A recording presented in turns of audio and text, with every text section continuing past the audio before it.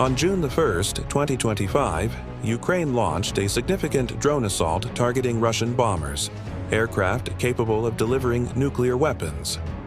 This operation, codenamed Spider's Web, was reportedly in planning for 18 months. While opinions vary regarding the actual damage inflicted, many experts agree that this marks a dangerous shift in the risks and dynamics of modern warfare.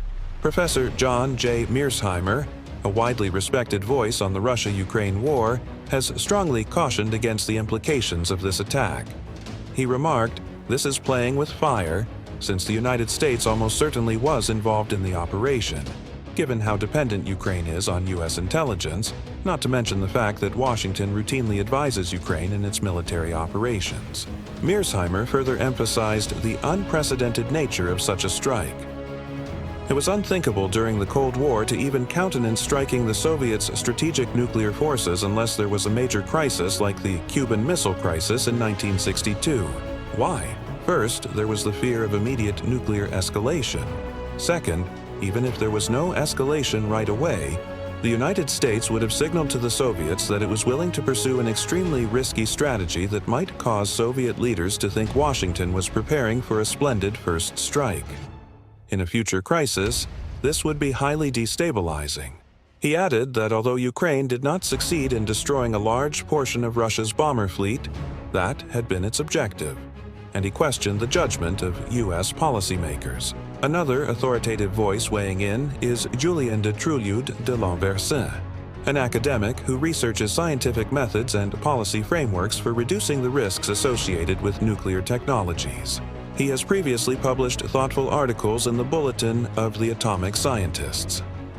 On June 5th, Lanversin's analysis of the June 1st attack was published in a paper titled "Ukraine's Attack on Russian Bombers Shows How Cheap Drones Could Upset Global Security." This article has sparked widespread interest and concern.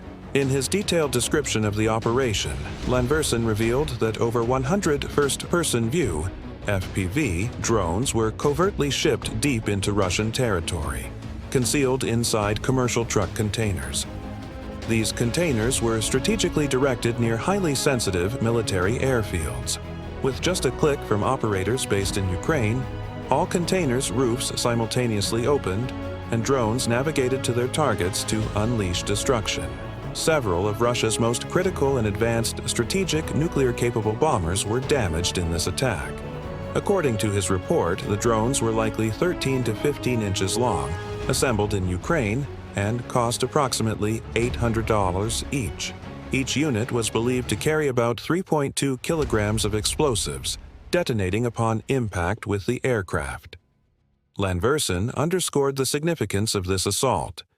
The June 1st Spiderweb operation likely marks the largest attack on a nuclear-armed state's nuclear assets to date, one that was executed using laptop-sized drones. It also stands as the most significant demonstration of drones' ability to penetrate deeply into heavily defended territory with significant strategic impact. Historically, only major nuclear powers possessed the means to threaten the nuclear infrastructure of their peers. An attack, even a conventional one, on a nuclear power's strategic assets has traditionally been regarded as a possible trigger for nuclear retaliation. This is why global powers established doctrines and treaties to promote strategic stability and reduce the risk of catastrophic miscalculations. Lanversin warns that this equilibrium is now under threat.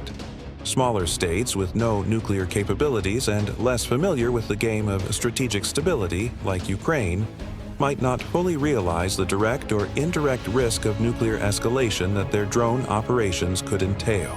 More alarming, non-state actors could also potentially actively seek to initiate a nuclear escalation between nuclear adversaries with drone-enabled false flag operations. He also raises critical concerns about the regulatory vacuum surrounding drone technology. While much of the public discourse on drones in warfare has focused on ethics and autonomy, Lanversin argues that the disruptive impact of cheap, commercially available drones on global security is equally urgent. He proposes one possible solution. One way forward is to implement strict export control and purchase regulations on small drones, such as those implemented for small firearms. Such policies will inevitably collide with the booming industry and market of small, cheap drones that are increasingly popular for commercial purposes and leisure activities. But states will need to work on some form of control of drone export and weaponization, lest they are willing to risk more nuclear crises. The central warning from Lanversin's work is stark and simple. Drones will wreak havoc on global security if nobody controls their proliferation.